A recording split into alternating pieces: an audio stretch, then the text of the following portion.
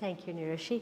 Good morning, everybody. Thank you for making the time to be here on the first Saturday of January. What a way to kick off your first weekend. Super excited to be here and to be having this conversation with Muvindu. Very close friend, but also an artist that I have been following for a very long time. And he intrigues and inspires me with his multidisciplinary approach on everything. I'm sure I don't need to talk too much about Muvindu because you're all here to know more about his series exhibiting now, which means you are familiar with who he is. But just a very brief recap, Muvindu has been practicing visual work as an artist for the past 10 years.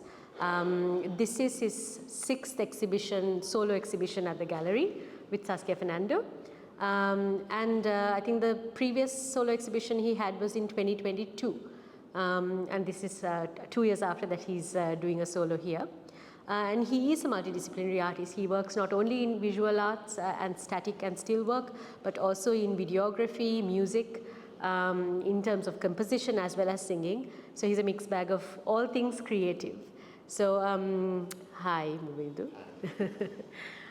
Let's begin with this exhibition that we are sitting amidst of. And the setting of this conversation is to go on a deeper dive of what this is, what you have done that is surrounding us. And it's titled Automata. And in the description just behind you and in front of me, it says Automata is a collaboration with collective consciousness, a journey into the strange, wondrous interaction of human perception and technology. So as the creator of Automata, I would like to first ask you, what is Automata for you?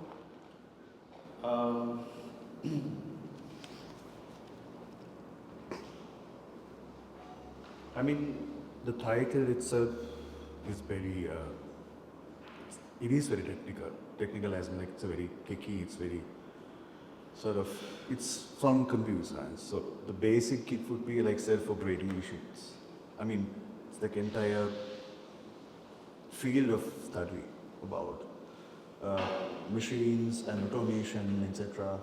For me, this title means it's like a sort of like a gateway or like an opening term or a word for me to figure out, in a world of AI, do we have free will?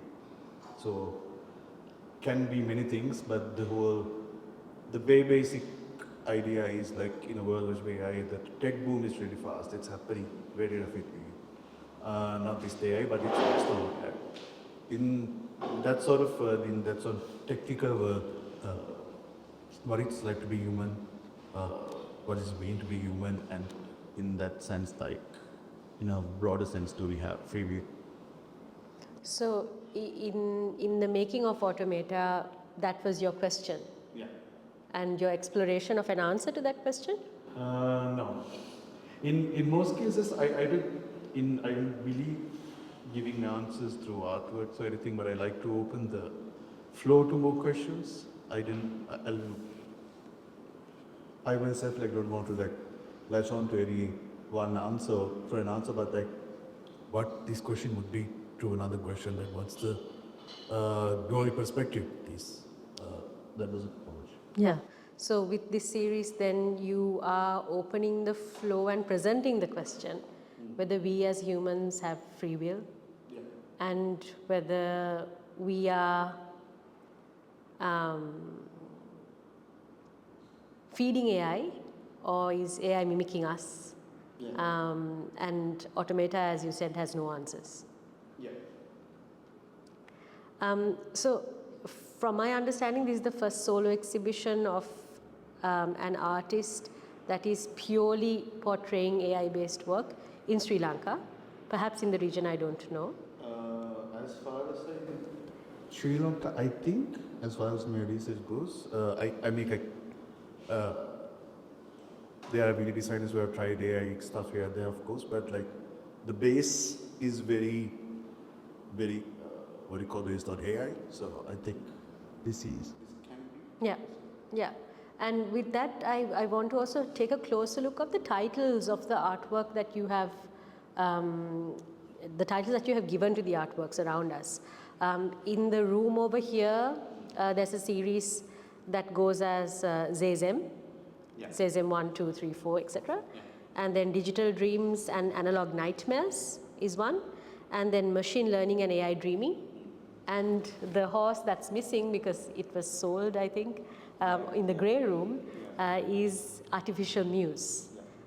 Can you unpack these titles a little bit for us? Before the concept or anything, in most cases, even the exhibition titles, I erase the words which sound good from me. So, as in like I'm a big fan of like metal music. So even every title when you like write, and even like when you write Automata, it looks very edgy, it's very cutting, it's very symmetrical. That's because I'm not somebody who's like very text-based, interesting. But it's more like a visual idea for me even to title these artworks. But apart from that, conceptually,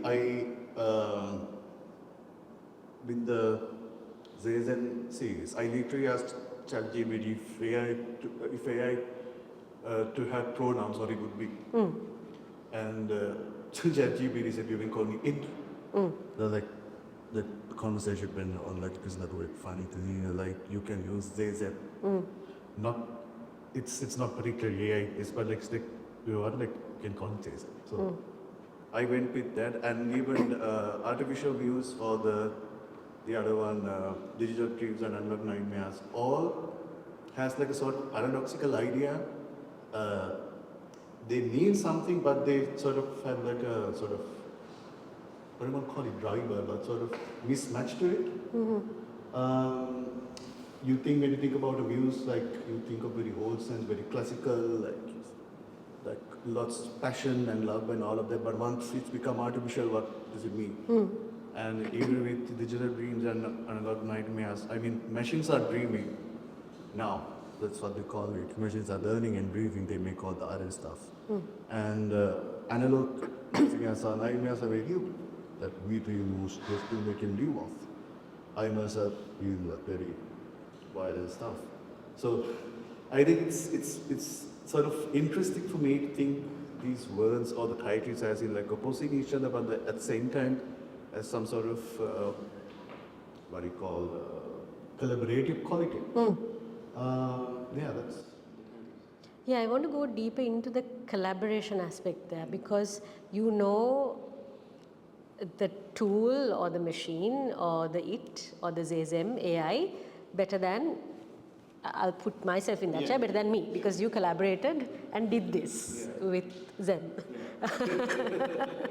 So in that experience and in that engagement, do you think AI can be a muse to you or anybody else?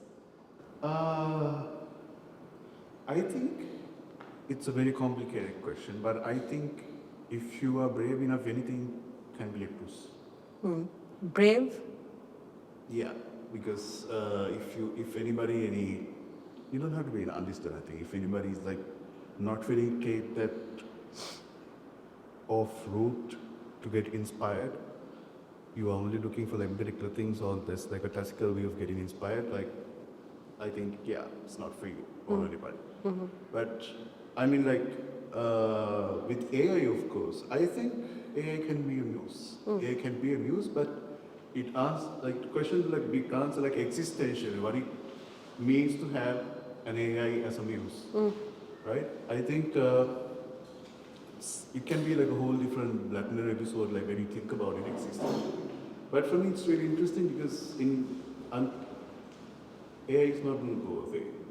That doesn't mean you have to be like, I'm not saying AI will be 100% right or wrong and something like that, because all of us know how it uses data, which companies processing all of this, etc. But I think AI can be like a very interesting tool, or even in that sense, go beyond that or make it as your whims. So depends on what you're looking for. So music can be really complicated, and it might drive anybody to very high anxiety and very lonely place where you want to talk to like a AI girlfriend and you just. I mean, there are a bunch of stories here. Like I heard listen to this teenage or teenager or a kid killed himself because AI girlfriend told him so. So if anybody wants to go in like a dark place calling music, I was like, yeah, can be music, but it's tricky. That's why the whole question or the idea is interesting for me. Like, what's the role or what's the whole existential point of being human when all of this is happening too fast? Personally, my own problem is it's happening too fast, but it's gonna come. And it is happening. So in that setting, and you experiment every day. You do work, you put out work every day, either on your social media or so to your, but I know that you work every day, either in the visual arts or any medium that you play around with. And since your last exhibition to now, what made you come up with Automata? What made you go into collaboration with AI and create this? Yeah.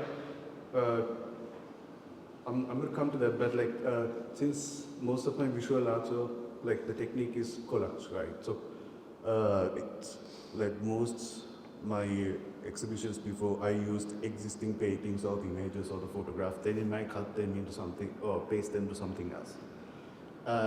And anybody who would recognize any of the fragments in the collage, you have a context. For example, if I cut hands or the faces of Mona Lisa and based on somebody's body, it can be funny, whatever, but you know it's Mona Lisa. Right? So you have an original context to the collage. So you have like sort of easiness. You know, like, this is like sort of dada, because of real like thing. And with AI, this is not something I planned, but I like took couple of years back, I started having like own image bank with AI because I realized that there's like bunch of images that I have. I didn't want to delete them, but I didn't know what to do with them. Then I was just cutting and pasting and seeing what these things would work. First for me, felt like very soulless and what does it even mean? Like it looks pretty. What does it mean? Then I thought of like the first time I can actually use human faces without any any Vibration. yeah.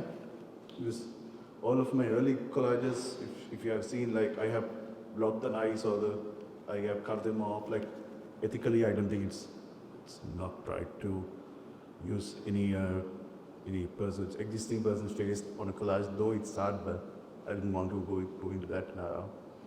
But with this, I can like this is the very first time I'm showing eyes in my work because none of these people exist. Yeah. And with that thought, I realized like even you can easily figure out, anybody can figure out like when AI image is generated, now it's bit difficult, you, couple of months ago, you can check for the fingers. You get like 30 fingers in two hands, stuff like that. But now it's more set. Now it's more tricky. Yeah. And but even if you look at it, you can see that it's very soulless. And eyes are different, eyes are crooked, but there's something off. But if you look at a plant, it's very raw, but you don't recognize because you don't have much idea of an anatomy of plant. Shadows are raw. I mean, some patterns are raw, but in daily life you don't use that. You don't put so much attention to detail such because like it is. Yeah, it's just like objects. Yeah. Like physical space and whatnot. But and more than anything, it's really interesting. None of these images individually, they don't have any context. Like, where are these people coming from? And why these people looking like this? Of course, the prompt is there, but like I prompted very little because I want to like AI to be creative or like having more. And I think it's really interesting, like bunch of images together making a one collage.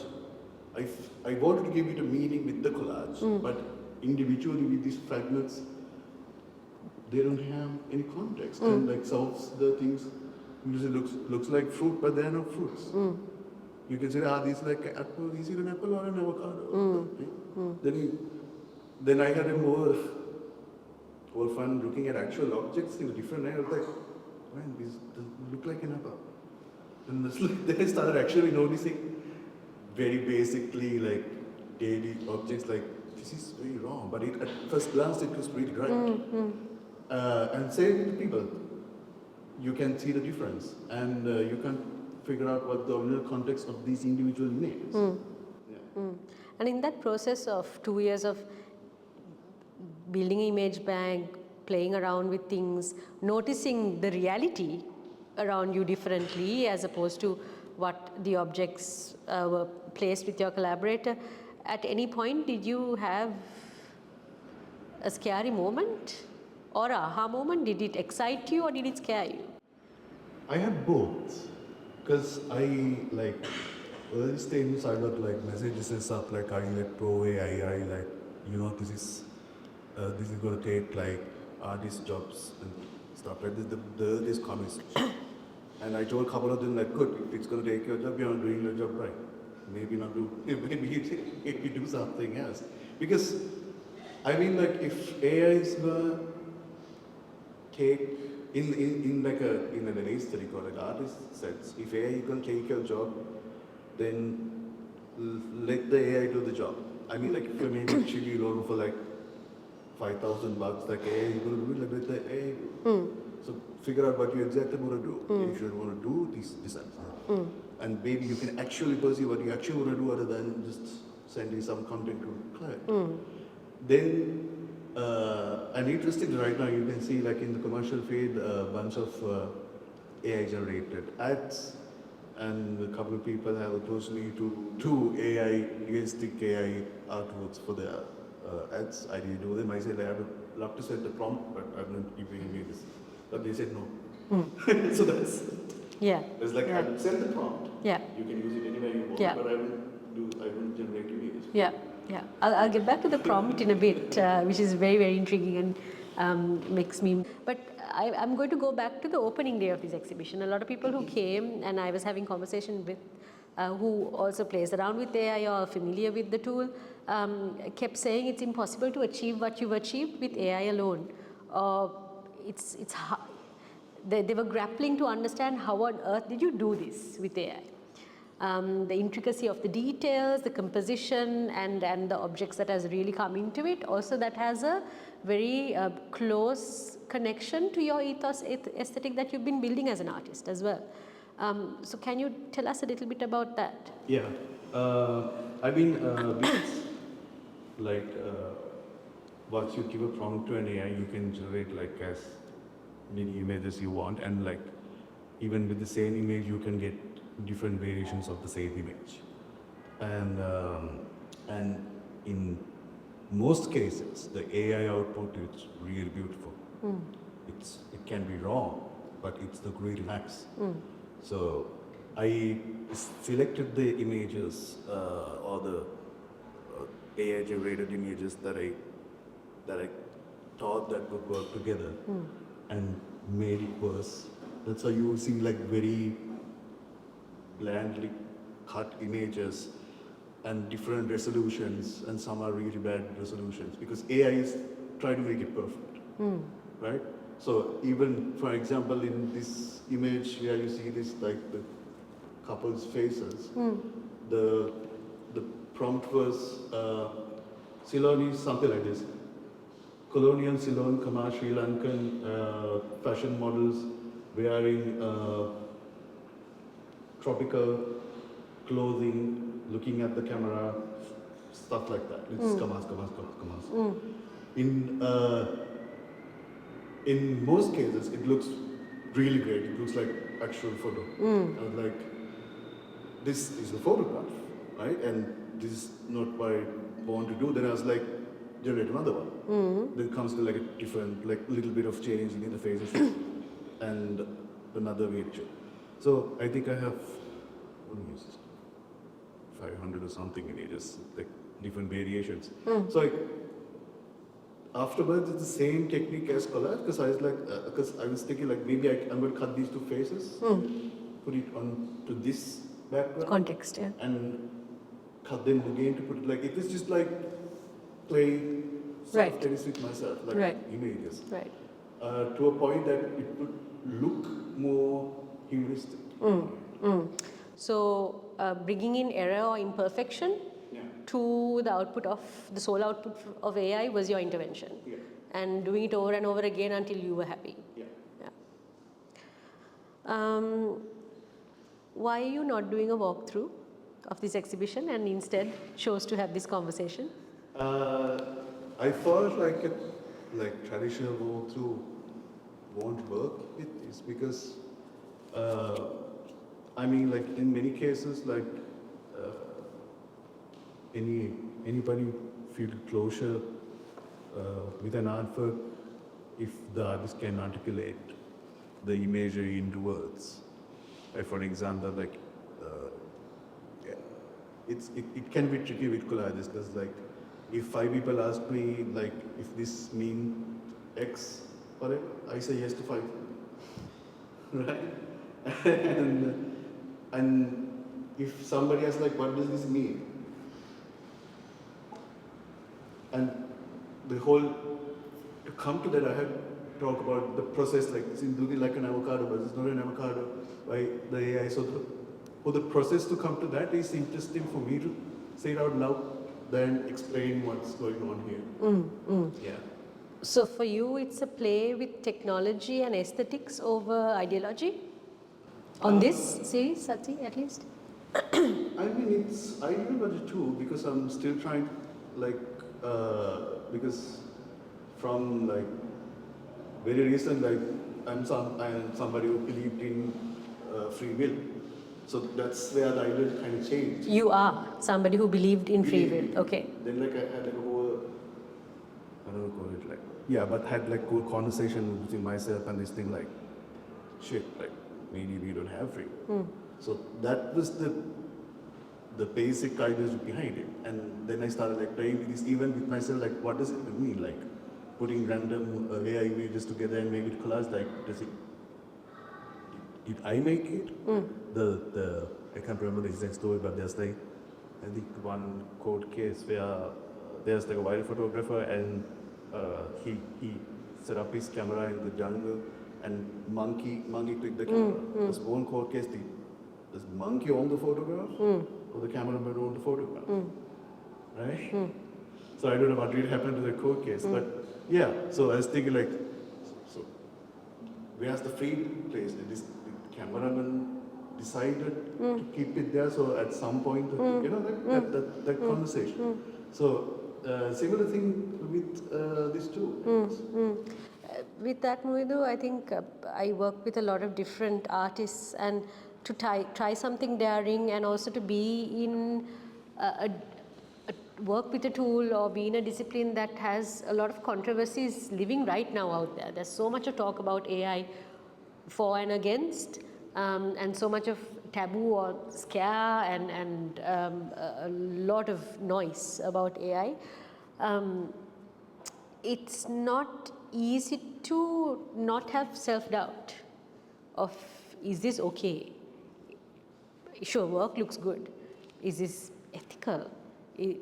What does this mean to me now? What does this make me as an artist? Did you go through questions like that? Yeah, of course. Yeah. And after a point, I still do, and that's when I'm like thinking of taking a break, like actually drawing and doing stuff with my hands on paper just to like sort of clear my palette.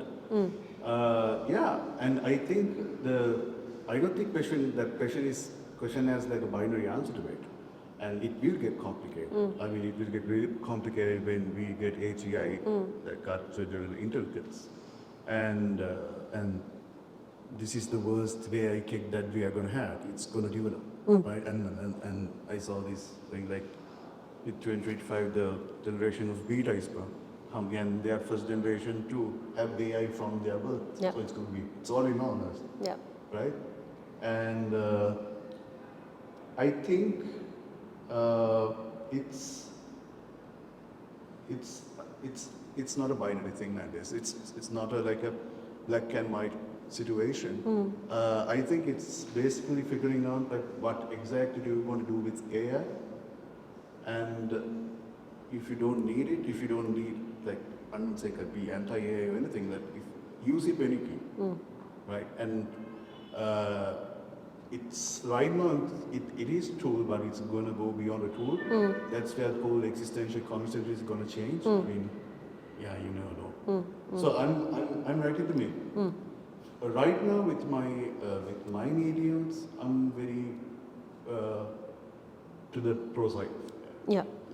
And in your other works, in terms of filmmaking as well as music, you also interact and engage with this tool. Yeah.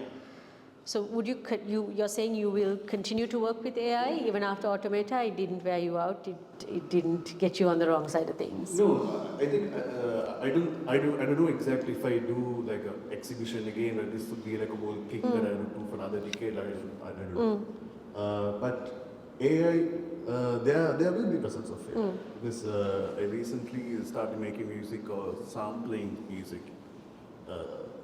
Using music that generated by AI. It's like a huge, like a relief because you don't have any copyright issues anymore. Yeah. Right? Yeah. You can, if you need like old school trumpet sample, you have to go back to the, like, you have to go like whole library and figure out like it's on like open to public and all of that. But right now if you want, you can like get like almost like get like trumpet sample from like any AI audio generator and sample it. And again, how are you going to use that sample? Yeah. Why you need a trumpet sample? Yeah. And yeah. So what I'm hearing is AI for you has transcended ownership, technique, and really distill everything that art means to you or creation means to you into a expression, an aesthetic. It's how it looks. It doesn't matter to you whether this is an avocado or a non-existing fruit, but it is in the composition. What does it add to this composition and what it looks as a whole? So AI in that sense really has transcended our reality through its creations and through its collaboration with you. My final question to you, and then we'll open up to the audience, is in an increasingly AI sensitive world, how has the audience or the public engagement and response to you as artists working with AI has been, especially through Automata? Yeah. I think most asked questions that you asked before, like how do you generate something like this through AI? Yeah. Like you can't have these errors so far with an AI. Because it's very polished and it's good. But I exchanged this sort of technique over here with like a couple of colleagues, and they were like, yeah, that makes sense because of course, using faces of humans, technically copyright issues, and if you want like particular object, like particular light setup, you can actually generate that and have it out of that. Browsing again and again, like like it's like you save a lot of time in that sense. Yeah. Unless it's that, if that's the process. If your process is searching through again and again, like in my case, like I spent so much time on the internet looking at images other than making the collage. It takes 2 days to find the right image, 2 hours to make the collage. So for me, like it's really interesting, so I can take these images or like generate this image exactly what I want, or in some cases not what I want. Like that's where the trial and error comes.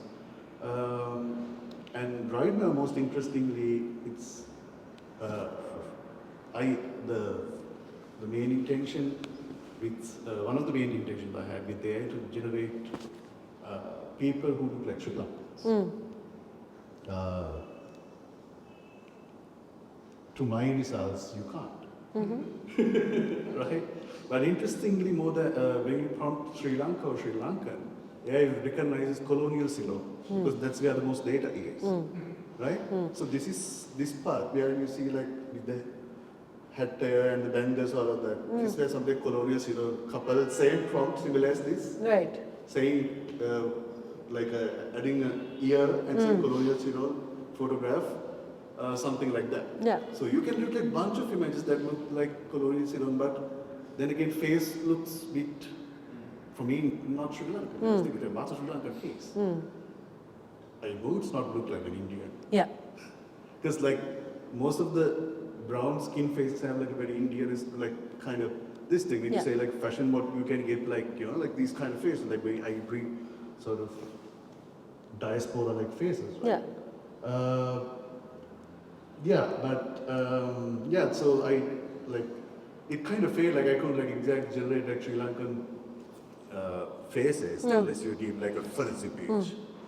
If I give like my image to be like generate something like this image, and I was like, do I look like a Sri Lankan? Am I the average Sri Lankan? What's a Sri Lankan average face? So the whole conversation went on and on. Yeah.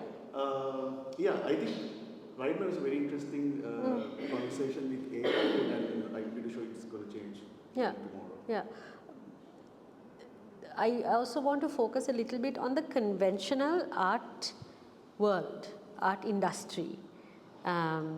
If we take a look at galleries, art fairs, art critiques, patrons, investors, let's look at Sri Lanka. How do they take digital art, next AI art? Because 2 years ago I was walking down Kalapula, I was looking at a digital artwork by some other artist, and I saw a father and daughter duo walk through, and the daughter was really excited seeing the work and showing the work to the father, and father out loud in front of the artist said, that's not art. And this is one aspect of how digital art is received. I'm sure there's so many other layers to how AI art is received and talked about, or is neglected, or is overseen, or is avoided. I want to know what you see as an artist existing in a world of, let's say, old world art conversations like this. I'm not just talking about Sri Lanka, but maybe regionally or globally. What do you experience? What's your take on that? Locally in Sri Lanka, the canvas is still very blank.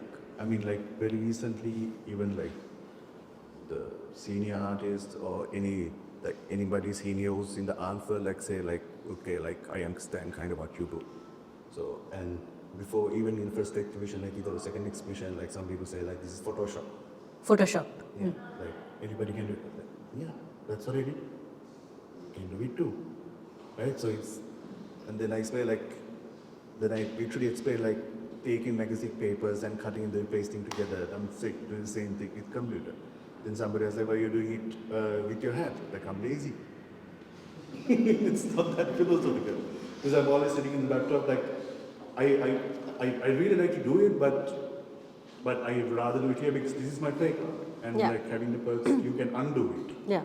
Right? So I'm being really honest with the person. There was like, but this looks good. There's like, why the but this looks good. Yeah.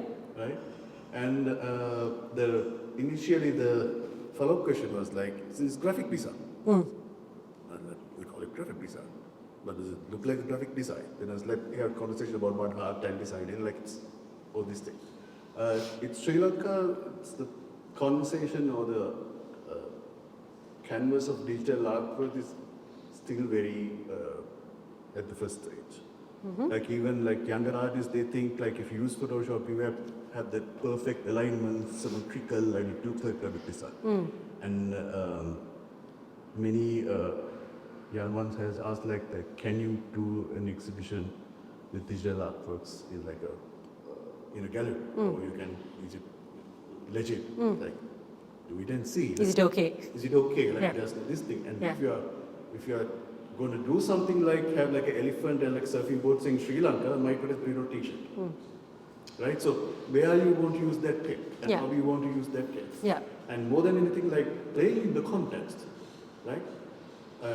Same with the whole NFT conversation, and it's still there. Like if that's your playground, go for it. And that's the whole market too. Yeah. Definitely not here yet. But it's very interesting, like like traditional context to have like digital artworks presents, because I think even in the whole world or whichever, the presence you can't ignore. Yeah. Because of that, they have to like okay. Yeah. Yeah. This is what it is. Yeah. Maybe this is what something like Duchamp did back in the day for their reference. Yeah. This is maybe something that we can accept Yeah. as art. Yeah. As art. Yeah. Yeah. So I'm very curious on how the Gen Z and Gen Alpha would play with this tool or whatever that it evolves to be in future. And I think you're just maybe opening the possibilities by these experiments. And when I was having a preparatory talk with Muvindu yesterday, he said, I'm the witch before feminism. So I think this is in the same context that you can place his exploration and experiments with AI. With that, I'd like to open the conversation to you. We have about 15-20 minutes for any of your comments, questions, engagements you'd have for Muvindu, either based on our conversation or the works that you see around us.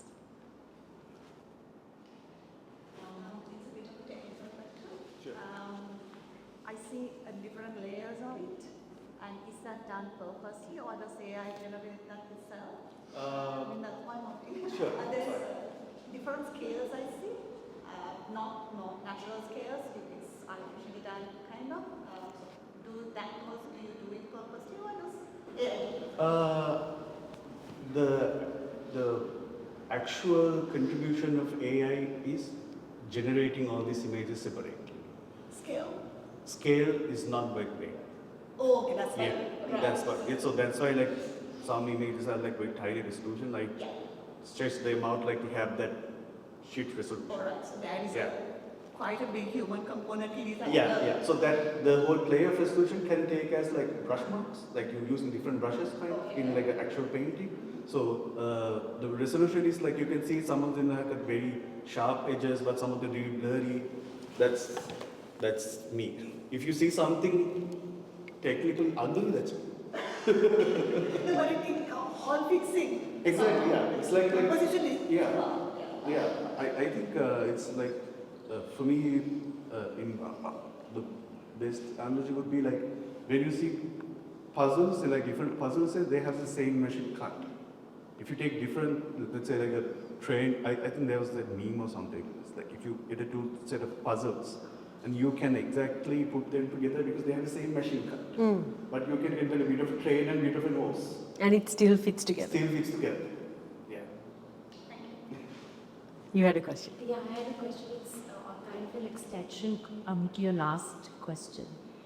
We've all been used to traditional art and even artists so far. It's the creativity of the artist on the canvas, be it like a traditional way, you're using the brush and using those strokes, and the creativity essentially is coming from within, from the artist themselves.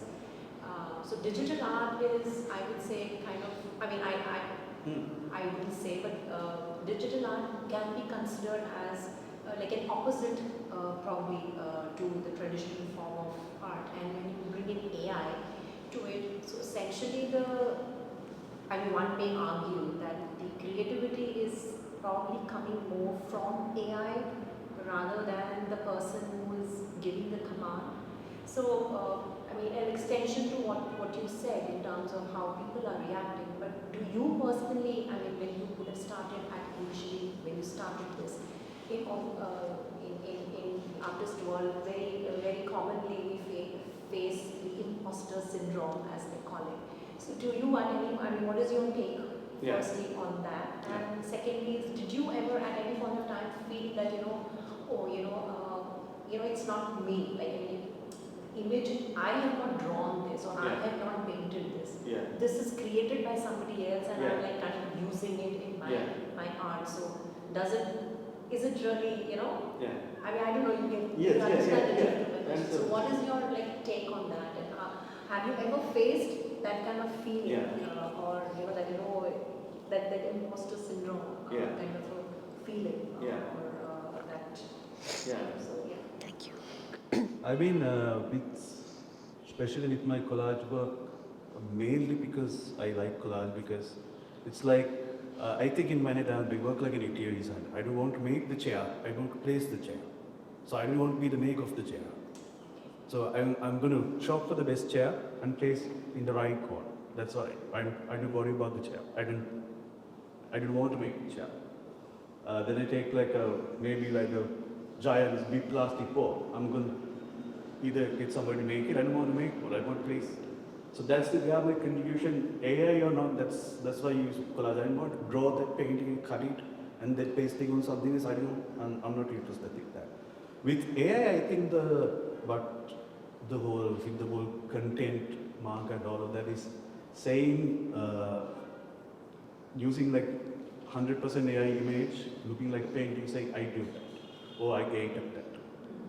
Ethical is wrong, definitively it's wrong, and it depends on the context. That's why I think most marketers and most agencies do there's like one horrendous local advertisement by some hospital, I guess, on Mother's Day, Happy Mother's Day, saying nurse and the mom and the daughters were walking towards the corridor.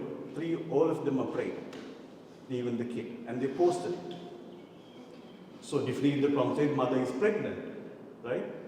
3 women, everybody's pregnant, even the kid. And it was posted online.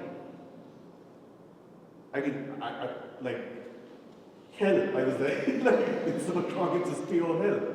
I mean, and it's posted by a hospital. Those are, I think that whole AI and that wave is going to go so soon.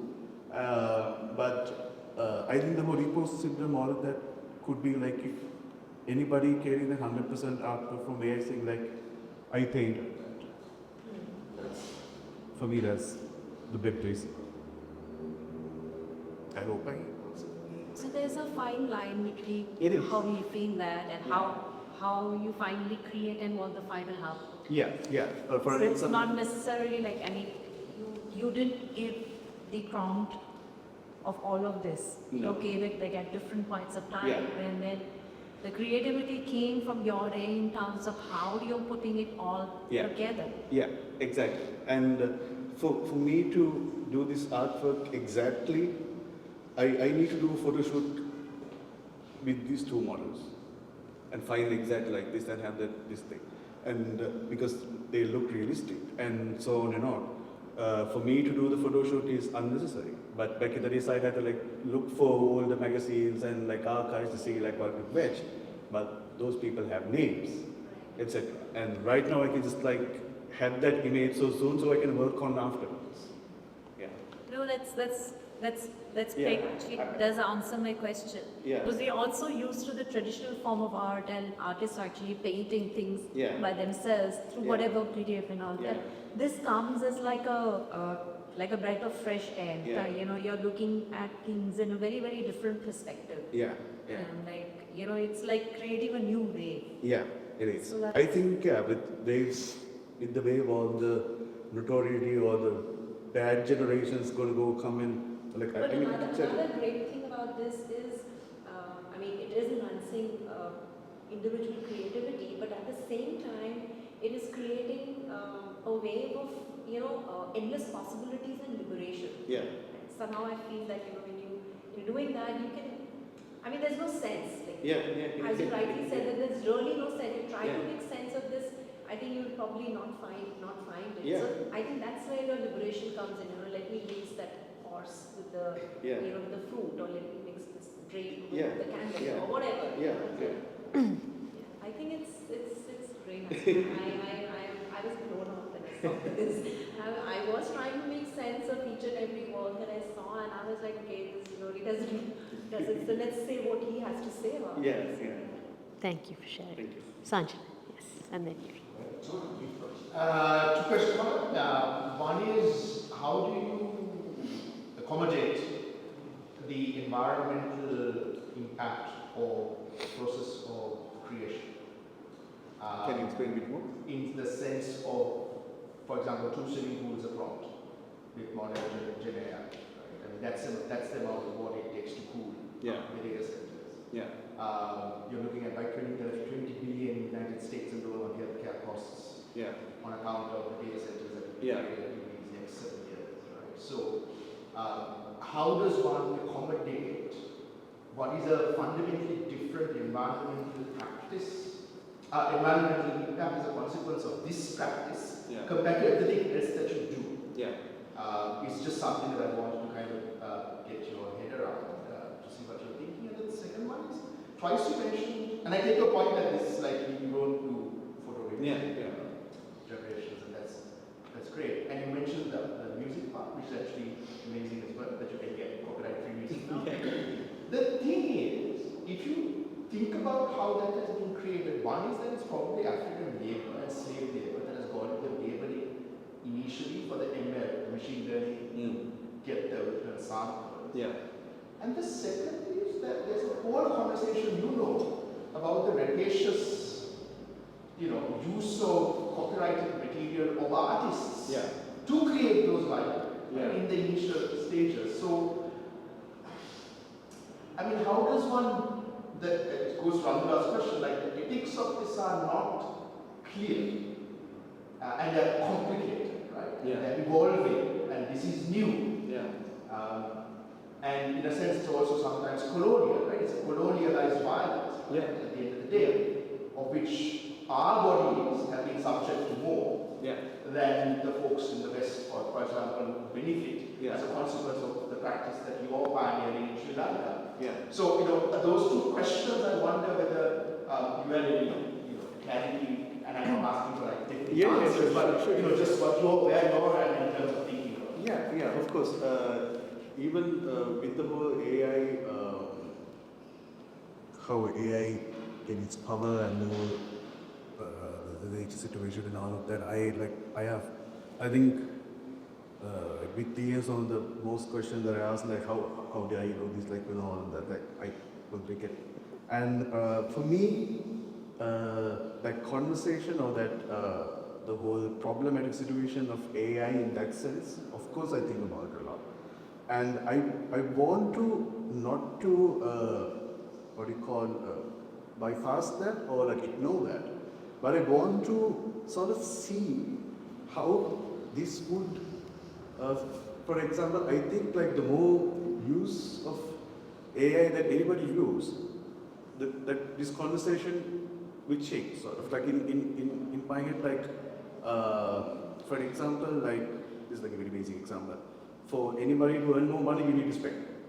So it's not saving. So in my head, I wish, from Sri Lanka's point of view, I wish more people use AI. I want it to be a problem, to a point that it becomes problem. Because it's not just saving your plastic straw. What's the exact role? And as an artist, what's the role of it?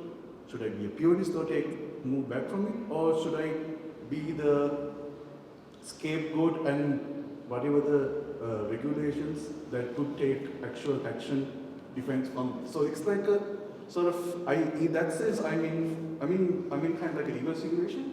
This, I want for people to use it. I want this to be like an actual problem, where it comes to a point that you can't repeat. I don't know if it's going to answer that. The other thing is that you're going to go into a very what do you think about the possibility and the potential, not just in our lifetime, but in the next couple of years, for AI to recreate this without your input, right? With some of the questions show this confusion around the process of your creation.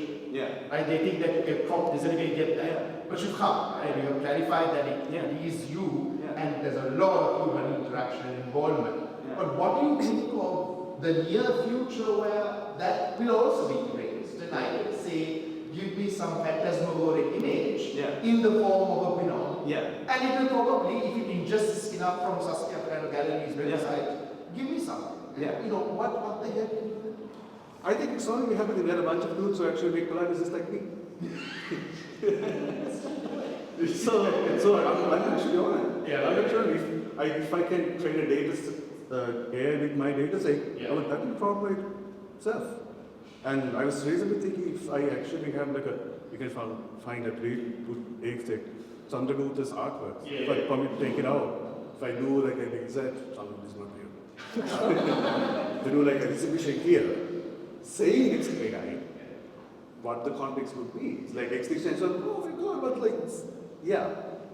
And it sounds very evil, but the play of context is really interesting for me. The challenge is like, what is art anymore? That's the question right now. That's the dialogue right now. But that wouldn't be ethical, right?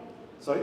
That wouldn't be ethical, right? That you can make it ethical if I get, for that example, Chandragupta also involved. Yeah, Like exactly. Exactly. I'm not going to be like a mini Chandragupta with hair, right? You know, like takes data set and maybe like, you know, like Camden is AI reflection of Chandragupta's work. And then once Chandragupta himself makes like another artwork, it will be like beyond that because the man himself made it. You know, that conversation goes up and down. Yeah. I think that's a really great thing. You can look at that as your next. But what There was a question at the back, and we'll come to you after. Sure. Two questions. First question is kind of inspired by sci-fi, thinking anything from classic Keke to more recent human piece, Sri Lankan contemporary sci-fi. The second question I had was sort of about your aesthetic.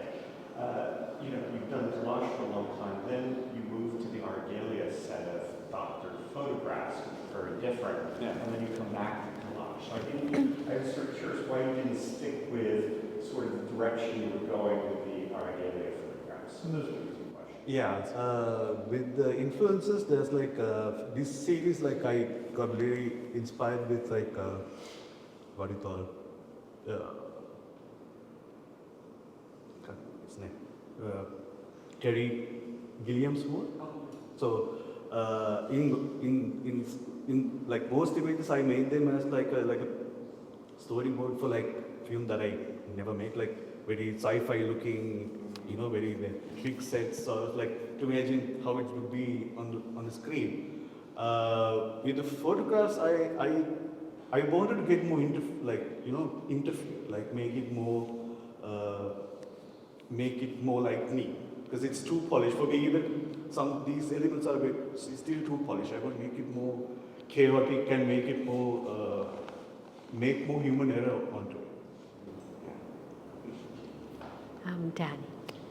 No, I was just wondering about, coming back in the ethics questions, right? Like you said, this is the first time you're using eyes, for example, right?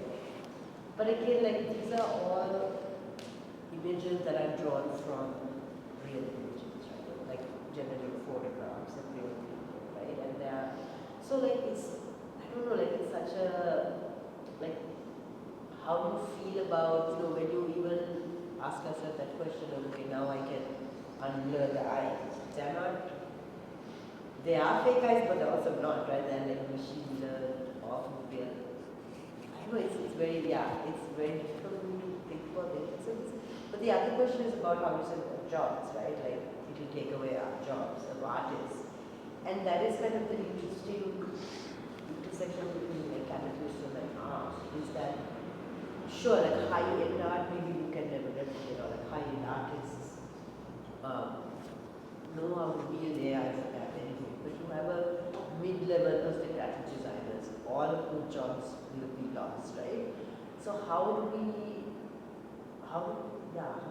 think about it? Yeah. I'm not talking about like it actually regionally. In Sri Lanka, in many cases, graphic designers I know who compromise themselves of not becoming. It's like they compromise them to become graphic designers so they can have bread and butter. Because in Sri Lanka, we don't have like such a big graphic culture where you shine as a graphic designer, because you are not required to do like a visual interpretation of any company or any display, or that you like place this logo somewhere here. This is my personal experience. Like half the time you're like, I do this, I made the digital artwork when I had some time. That's the exact stuff that person wants to make, but there's no sort of market. There's no dialogue about graphic design or graphic extension takes like unless you make merchandise, which is a great out that you can make merchandise. And most cases, I know like there are a bunch of graphic designers who are just became graphic designers because of Fiverr, right? Or Fiverr or online platforms, they just do it for like daily shit, right? I think locally graphic designers, I'm going to say, come together to have that dialogue. First of all, figure out like if graphic designer trying to solve a problem, what their problem is. It's not the badge problem. What Sri Lanka is that it's still the surfing board, the effort and we're going to keep it. What's the system? Then once we have a proper engraved local aesthetic, it's not going to take a job. Because it's the local spirit or this thing. Even if you can complete through air, it's going to be after that. So to figure out like what's the graphical, what's the Sri Lankan aesthetic is my long-term question. Like, because we are overshadowed, we are like DVD copy of India, right? Like we say, Buddhism to all of them is from India, right? Even like AI will then say like Sri Lanka, the sari, it's generated like an Indian girl, like nothing against India, that's the most they that is by. And they figure out what's Sri Lanka, like what's the Sri Lankan aesthetic? Is the Perahat, is the sea area, is the temple art, like what's the sea? Like we can't generate temple art through AI. Because I'm not saying like we need to AI, in that sense that quest would elevate so much of value of the graphic designer's job. And it wouldn't take that, because that's the spirit of the graphic designer. If you are somebody just crazy logos here and there, I feel like that jobs will take it away. They need to kind of rise to the challenge. Yeah. Step up to embrace. I mean, sorry, I'm answering because I'm very passionate about this thought and evolution. Also, I think it nudges us to a point of really embracing what it is to truly be human. Technical know-how, capacity, and intelligence by the book versus wisdom. And creativity, intuition. It's coming back in. Versus I don't know maths. I don't care anymore. It's a calculator. Sorry, one of the very close friends, like who's a writer, was a poet, and like another non-professionally, but like he really likes to write, he likes songs, but he doesn't have the capacity or the talent, support or anything to make these songs. He's not somebody like a singer or anything, but he can't get a band, this is so much. I was sending these songs, usually songs that with his lyrics using AI, right? And he's the most happiest I have seen so far, because like he says very nicely like I made these songs of course written by me. It's the nice thing to say. And it's like you can hear it, it's AI, it's very, very AI, but I'm glad he's listening to it. He has his own playlist with his own songs, right? And he's not going to put it on Spotify, even if he's going to do it like, I don't know, like he's like, after listening to all of this, my lyrics sounds good, I really want to like sing them or rap them out loud. I was like, that's great. It's like, that's how he kind of started his journey, right? Just putting his lyrics on the AI. So that's the whole conversation, also the balance or the imbalance with this conversation. I feel that more work or more artists should play on this ground and see which are the elements that would work or which won't, and then we can have like a good existential conversation with like more material like this. This is very too soon for me. Thank you, Muvindu. I think that will be the last question. Yes. So the question is just when you know you're at Podaya. So compared to like a classical piece, you kind of might know when a painting can be sold because it's kind of like finished with all like sketch to your painting. Yeah. And you know, in your art it's more about the asymmetry and there's a lot of imperfection. And for like a person who comes from like a classical perspective, it might seem unfinished or it might seem untouched. So when do you know, as artists, you are ready to like put it out yourself? And when do you know like you don't have to sit at the computer anymore, you don't have to kill animal on the legs anymore? When do you know, okay, I can put this up together? When do you know like you reach that point? That's the hardest part actually. It's this one, since I use the AI, I spend so much money, man. It was always like empty, subscribing to this and that, I don't know what.